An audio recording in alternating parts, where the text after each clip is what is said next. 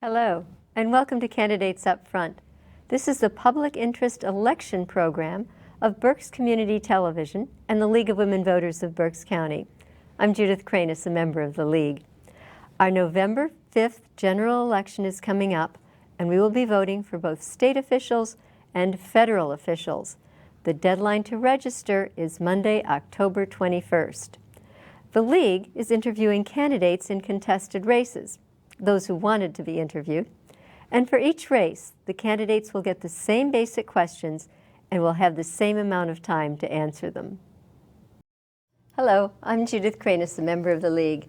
Two candidates are competing in the 5th Pennsylvania House District, Democrat Heather Hanna and Republican Eric Weakneck. It is an open seat. There is no incumbent. And this district is in western Berks County and goes from Bern Township south to Womelsdorf. It includes the area that is in Penn State in Berks County. State representatives serve a 2-year term in the state legislature in Harrisburg. They initiate legislation and they vote to create laws. They pass the budget, that includes taxes and expenditures of the state. They help constituents with issues regarding state government.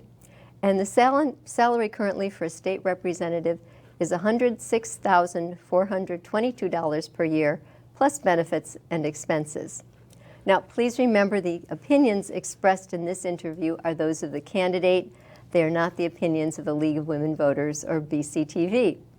And our interview now is with Eric Weakneck. Welcome, Mr. Weakneck. Welcome. Thank you for having me. And could you tell our voters about yourself and why you're running for this office? Yes. I should be familiar with a lot of the residents in Berks County. I have served in the sheriff's office for the last 40 years. And 17 of those years, I have been the elected sheriff. I successfully ran for sheriff 5 times. I was just reelected last year for my term, and that includes a 4-year term. This opportunity came up in the beginning of the year, and I thought, you know what, I'm eligible to leave the county, need something to do. So I was looking at the seat, thought it would be a very good fit for me so I could continue serving the residents of Berks County and do it in a different capacity in the halls of Harrisburg in the state capitol. Thank you. And what do you feel are the most compelling issues in the state legislature where you feel you could make a difference? Well, I'm going to talk mainly about the legislative district that's going to elect me, and that's the 5th legislative district. It's a very rural area, a lot of farmland, a lot of small businesses, and those are 2 issues that are very important to me. And I want to be a voice for not only the legislative district, 5th legislative district, but I also want to be a voice for the citizens of Berks County and the Commonwealth of Pennsylvania. So my focus will primarily be my constituents in the 5th district, but my votes will be for the good of the Commonwealth of Pennsylvania as well. Mm-hmm. And we have this basic election question because there's Yes. been so much misinformation out there. Do you think Pennsylvania's elections are fair? I do. One of the things that I think we have done here in Berks County, which I commend the election board with, and also a couple other counties are doing it, is we have the drop boxes. But our drop boxes are not just sitting alongside the road. Drop boxes that are sitting alongside the road, they could have ballot harvesting. In Berks County, we have a deputy sheriff at every single drop box. They are not there to intimidate anybody. They're there to make sure that the people know what they're doing. When they walk in, they're asked if the ballot is their ballot and if it is signed and dated, because that is a requirement. If they were to just drop the ballot in unsigned and dated, they would not count that ballot. It has to be signed and dated. And the other thing, too, is they are there to make sure that they only drop their ballot or a ballot from a person who has a waiver allowing them to drop it. And I think that that should be done across the entire Commonwealth. You have a drop box along the street. Like I said, anyone could drop anything in it. Here in Berks County, it's very safe. And I'm going to add for our voters, I've used the drop box up at the Ag Center. And not only the deputies are doing exactly what Mr. Weakneck said, if there's somebody who needs help getting from their car to where the ballot box is, they go out to help. And I know other places having a deputy sheriff there would be a negative incentive. But I think here in Berks, every voter will find it a positive incentive. Yes. So and we have received nothing but praise from our deputies and compliments. Well, I'm adding to that. I think it's well done here. Very good. So you're will you support the results of the election as certified by the counties? Absolutely. Okay. I absolutely would. Yeah. And does that apply to all levels of government? Well, I mean, I can talk to my election. I mean, what goes on in other states, I would have no idea. No, I mean for our other Pennsylvania. elections. Sure, absolutely, yes. Yeah, okay. And both parties have things out there that they call pro-family. But they're proposing and voting for very different things, which is a little confusing. What legislation do you feel is pro-family? I don't think we need any legislation for pro-family. I think the family values have to get back to what they were when my grandparents were alive and what my parents were doing, where you have a structured environment. Religion plays a big part of it, where you have a family unit that is, an entire family.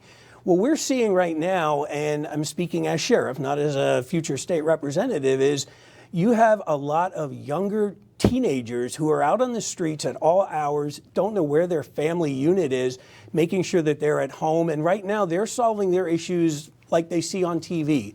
They're trying to be gangsters and they're carrying guns, they're carrying weapons, drug activity, everything else. And I think that is a more focus of family unit than any legislation could do. And I think we need to build that through our children, through our grandchildren, and working with them to maintain a family structure, to be a parent. What specific ideas would you have to increase the supply and the quality of affordable housing, and to preserve our existing affordable housing? Yeah, right now the biggest issue right now is the interest rates. You have skyrocketing interest rates that are preventing people from purchasing properties. When I was first elected sheriff in 2007, I came into a market that was completely on the downfall. Sadly, in 2008, 2009, I was selling more properties as the sheriff at foreclosures than all of our realtors combined in Berks County. And I always kid with that with the realtors. I mean, the Realtors Association in Berks County and Pennsylvania endorsed my candidacy because I worked with them that entire time as sheriff, and I would plan on working with them again as a state representative. That's the number one thing, is to make sure the interest rates get lower so that people can afford a property. And also the big one is property taxes. People are purchasing properties now. They're looking at their escrow. They're like, I can do this. I can make this payment. The property taxes go up. It puts them in a bind. Next thing you know, they're hurting. They can't make their payments. Then they go to sell their property, and their property's not worth what it was. And that's where we get into the foreclosure issues. So that needs to all be addressed. Our state constitution requires the state to provide 50% of the money needed to run our schools. And while the state has increased school funding in the past two budgets, it's still way below the 50%. And this shifts the burden onto those local property taxes that you were just talking about. How would you address this, thinking of it as a taxing issue? Taxing issue? I mean, we need to fund our schools. We absolutely need to fund our schools, but we also need to give school choice. If a family wants to move to a different school because the school that they live in, the district, isn't performing, they should have that right, and they should have help doing so. But schools, most important. Schools, which goes back to my other family statement, where it also happens at the schools. It's in the family, it's at the schools. A lot of schools today are basically raising the children because of, again, the family unit not being there. So these teachers are really strapped with not only educating the children, but making sure the children that show up there are fed, clothed, and everything else. And it is a real burden on the school districts and the teachers. When a large capacity magazine firearm, or an assault weapon as it's sometimes called, is used in a public mass shooting, nearly 14 times as many people are injured and twice as many people are killed as if it were just a single shotgun. And our neighboring states, New York, New Jersey, and Maryland, all have assault weapons bans. Would you support something like that for Pennsylvania? And tell us what your thinking process is. Yes, absolutely not. I have been a pro-Second Amendment sheriff. I would plan on being a pro-Second Amendment legislator. It is not the weapon. It's not the amount of bullets. It's not the laws that are in place. putting more laws in will not affect that. We need to hold the people accountable who should not have weapons. And by doing so, by adding new laws, what you're doing is you're putting a burden on the law-abiding citizens.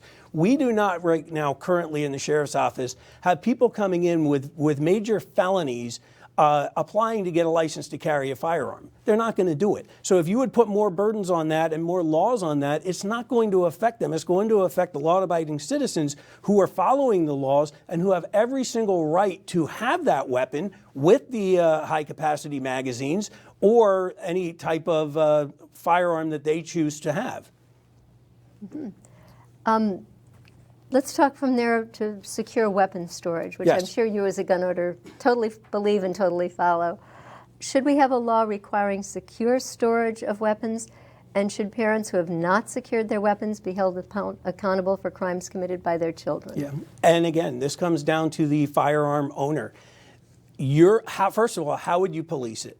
You're going to have police go into someone's home to see if their weapons are stored properly.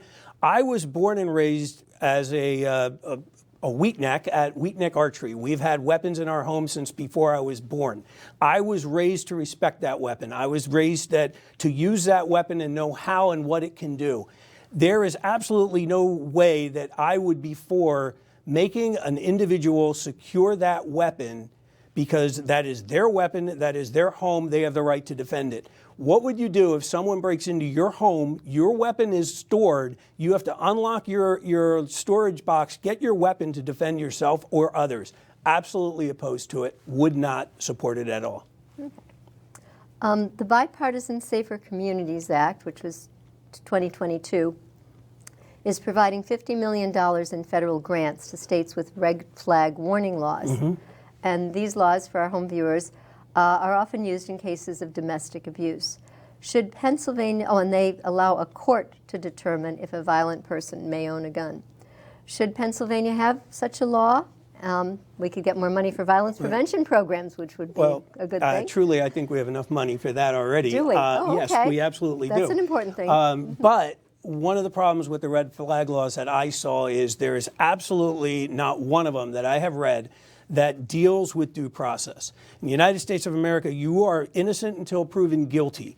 The problem with the red flag law is you could call and say that I have weapons and I shouldn't have them anonymously. The police would come, they would seize my weapons, then they would set a hearing date. I would not know who made the claim. I would not know anything about the claim. I would then be without my weapons, and the due process, I guess it would start at that point. However, it would be like I am guilty until I prove myself innocent. Completely opposed to it. Berks County is 50% agricultural, and Yes. you have noted that that's true of the 5th District. Absolutely. We are quite aware that growing seasons have changed. We've been spared the destruction of wildfires, but we do have floods, droughts, and very destructive storms, which I'm sure have hit in all areas of the county. Should we do more to protect our economy by doing more to prevent climate change? And what actions would you think the legislature should or shouldn't take? Right. I'm not sure if it's a legislative thing that we could do or not. Funny story. I was at a winery, and there was an individual there who was voicing concerns with the industry, agriculture, the restrictions that the government is putting on them, basically making it impossible for him to do business as a small business owner in the 5th Legislative District. One of the questions came up about global warming and how it's affecting his crops and everything else, and his answer was, if we had global warming, it would actually increase my productivity, it would increase the grapes I can grow, and it would increase my business. And I thought that was kind of a funny take on it. Let's talk about fuels, the Yes. fossil kind and the sustainable kind. Should our laws and budget support one more than the other equally, or how would you do that?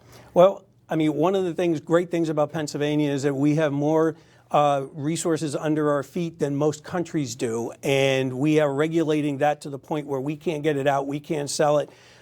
Depending what administration comes in, they put more restrictions on it, and it seems to be a political issue. And we need to get away from the political issue, open it up so that we can then get money from Pennsylvanians to Pennsylvanians who will benefit for it, who will, basically it would increase it would benefit the entire Commonwealth of Pennsylvania, but it turns into a political football that just gets bounced around every 2 years and 4 years. Should the state regulation that we do have require the same safety standards for both kinds of fuels?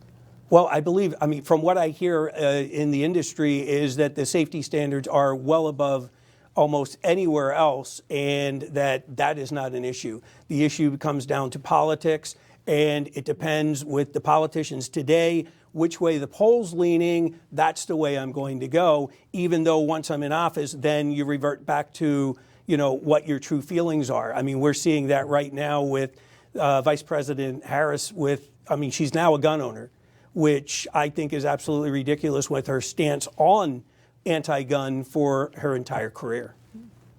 Most Pennsylvania House and Senate seats are won in the spring primary when Democrats and Republicans choose their candidates. And one reason is gerrymandering, creating voting district where one party always wins. And after each U.S.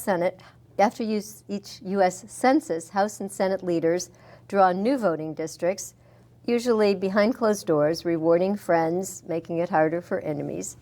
There are two bills, one in the House and one in the Senate, that would amend our Constitution so that an independent citizen commission in a transparent process would draw the lines. States with this system say candidates from major parties are more moderate and better able to work together.